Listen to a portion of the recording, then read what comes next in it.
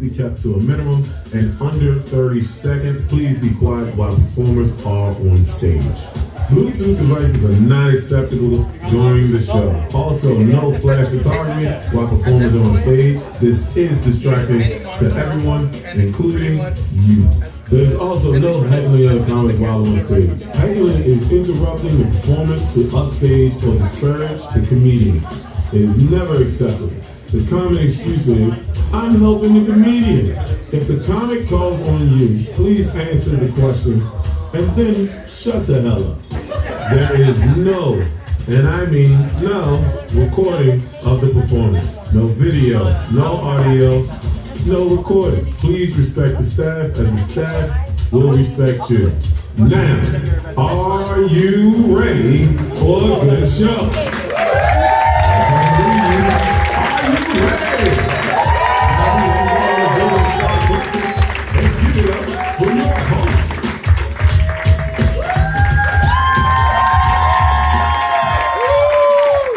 How are we doing tonight? Yes, I'm so happy to be here. You guys are a really beautiful audience. Oh my goodness. My name's Olivia. I'll be your host for this evening. It's nice to meet you all. My name's Olivia. I'm a stand-up comedian.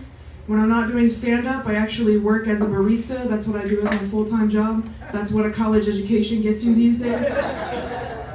I work as a barista, and sometimes when I tell people that, they don't really take me too seriously. They don't give me a lot of credit. Oh, that's not a real job. That's not a real job. Listen, being a barista is the most legal approach that you could take to drug dealing. You know? Caffeine is so addictive, and it's completely legal, you know?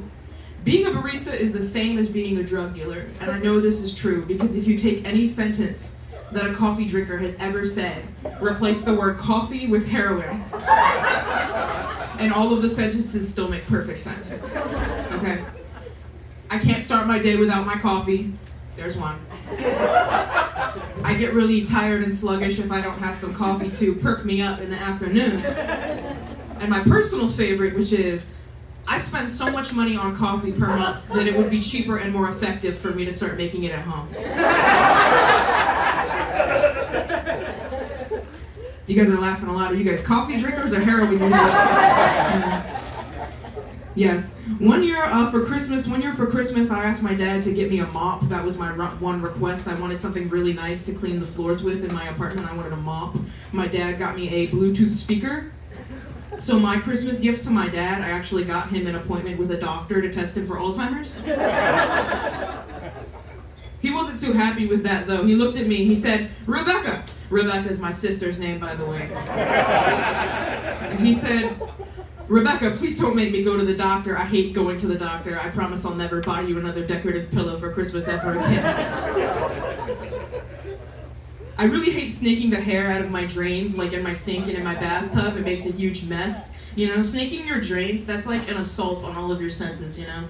Because you pull that giant clump of hair from the drain and it looks nasty and it smells gross. And it feels all slimy and disgusting. Don't even get me started on the taste.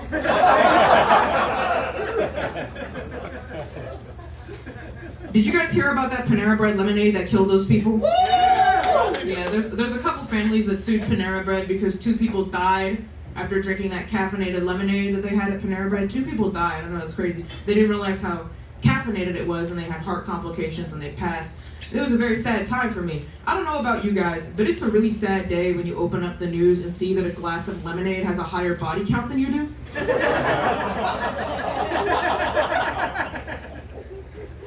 I've been dealing with a lot of nightmares recently. You guys get nightmares? Like lately, they've been really, really awful, you know? So I'll go to bed at night and I'll fall asleep. And in the nightmare, I'm going to sleep and I'm having another nightmare. So it's like a dream within a dream, if you understand what I'm trying to say. So when I wake up from that dream that's on the inside, I think I'm really safe, but really I'm not. I'm lulled into a false sense of security. And I think I'm safe, but I'm not. So then something in the dream comes and kills me and I wake up another time. So what I'm trying to say is that if my brain is capable of having a dream within a dream, a nightmare within a nightmare, what's going to stop my brain from doing that like 5 more times or 6 more times onward into infinity and just playing upon my insecurities and fears. And what I'm trying to say is, what if this isn't really real, and what if this is all just a dream, and what if this is just some sick little nightmare that I'm waiting to wake up from over and over and over again, and I keep living through hell over and over again in a different new way, and then I wake up again, and I wake up again, and I wake up again. Anyways, I'm single.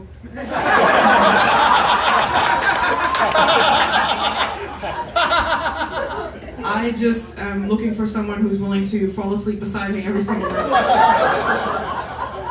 You guys ever drink the liquid that's on the inside of the coconut? I think it's really disgusting, you know? I don't like coconuts. And it got me thinking, why has the coconut evolved to have this elaborate defense mechanism, this hard outer shell that's so difficult to break, when all it's doing is protecting something that tastes so mid, you know? So if I ever say that I'm saving my virginity for marriage, just know, I'm kind of like a coconut in that way. I'm not confident in myself. I'm not confident in my abilities, you know? Anyone here struggle with self-confidence? I've learned as a whole that men are just way more confident than women are. Men can just be so confident in mediocrity, representing mediocrity. I learned that men are more confident than women simply by observing homeless men. You know, these are men with no money, no resources, and they're still way more confident than I could ever hope to be in my life. Okay, like one time I was walking past this McDonald's, and this homeless guy was asking me for money, and I ignored him, and I kept walking, but he yelled at me, and he yelled at me, and he said, "You fat bitch. You go home and you run on the treadmill, you fat bitch." So I looked at him, and I said, "Well, at least one of us is eating. Have a blessed night, sir." One time I gave this homeless guy $5, and then he asked for my phone number, and then asked to go on a date with me. Like, it depends on who's paying, you know? One time I was on the bus, right, and then there was one other guy on the bus with me, and he was singing along really, really loudly to this music he was playing out of his speaker, like all of the really great undiscovered music artists are doing nowadays.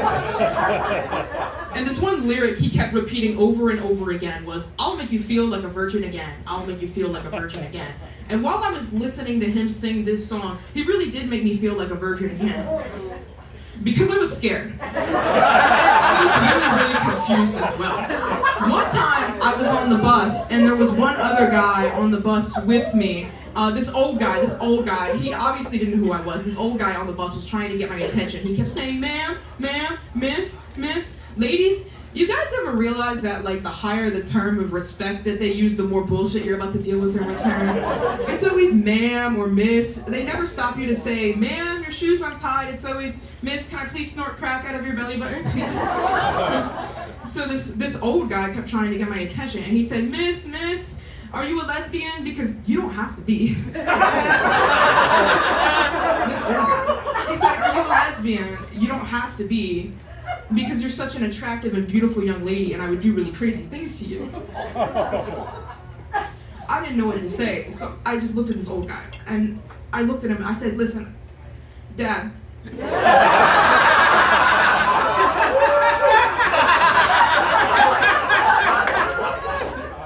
Listen, I know you don't remember who I am. I know you're still in there somewhere. We can get you help. I know you don't remember me. But, you know, I'm your daughter, and you can't really say those hurtful things to me. He said, "Shut up, you fat bitch." Are you guys ready for your next comedian of the evening? So this